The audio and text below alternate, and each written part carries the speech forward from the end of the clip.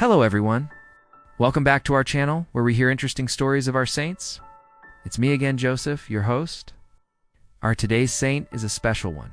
She was a queen and an empress, but she never let her power make her proud. She chose to live a life of prayer and service. So friends, let's go back to the year 900s in Luxembourg to meet our saint for today. Saint Cunegunde, also known as Cunegunde or Cunegunde. It's a beloved Catholic saint whose story exemplifies faith, love, and trust in God. Today, Saint Cunegunde is honored in the church. She is remembered each year on March 3rd. People ask for her prayers when they are struggling in marriage or hoping for children. Her story shows how to trust God even in hard times. Born around 975 in Luxembourg to Count Siegfried and Hedwig of Nordgau, Cunegunde was raised in a noble family, deeply rooted in the Catholic faith. Her family was rich and powerful, but they also were known for being good Catholics. Cunegunde grew up learning how to pray and how to care for others. She was taught that riches should be used to help the poor and the church. As she grew older, Cunegunde became known for her goodness and beauty. Many noblemen wished to marry her. She was not only lovely on the outside, but she was also wise and kind. These traits would help her in the great work God had planned for her. When she came of age, Cunegunde's life changed forever. She would soon be married to a man who also loved God deeply. Cunegunde married Henry, who would later become Saint Henry II, Holy Roman Emperor. Their marriage was unique. As tradition states, they lived in chastity, dedicating their union to God.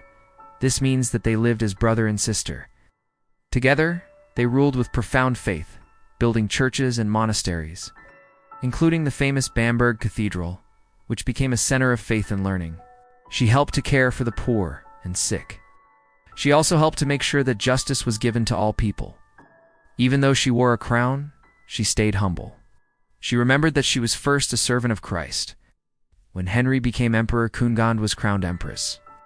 At her coronation, she prayed that God would help her rule with fairness and love. Cunegunde supported Henry in his duties, ensuring justice for all and caring for the poor and sick, always remembering her primary role as a servant of Christ, even as empress.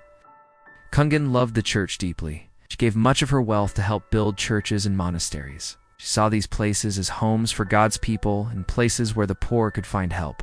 Cunegunde also supported many religious orders. She helped monks and nuns so they could live lives of prayer and service. She knew that prayer was the strong foundation of any Christian country. Her love for the church showed that she placed God above all earthly power.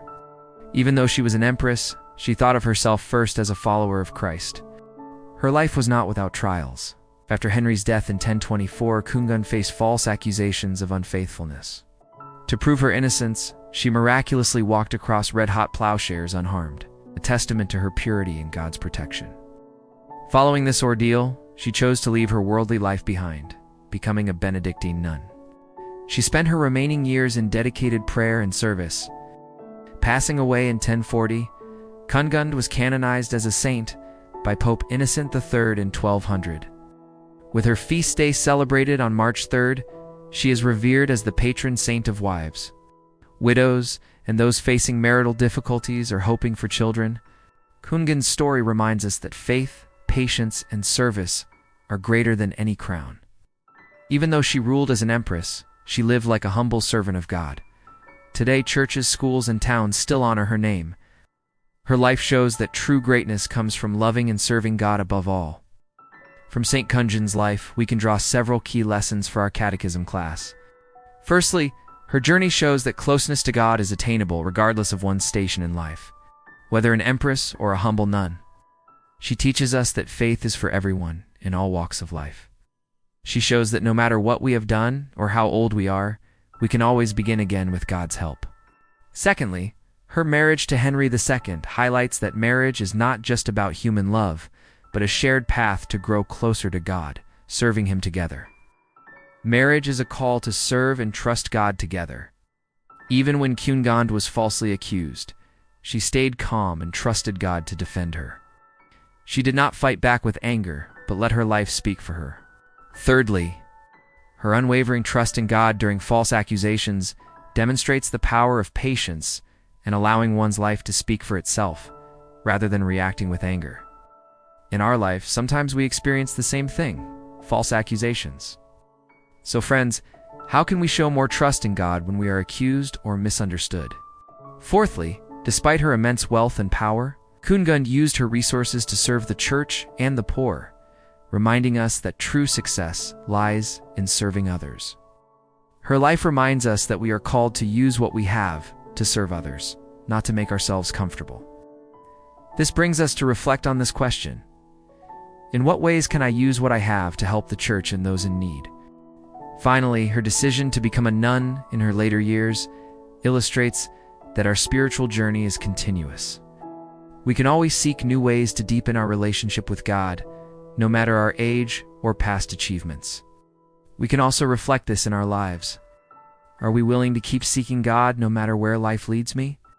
Saint Cunegunde's life is a powerful reminder that true greatness stems from faith, service, and profound love for God. Thanks everyone for watching. I hope you enjoyed this video.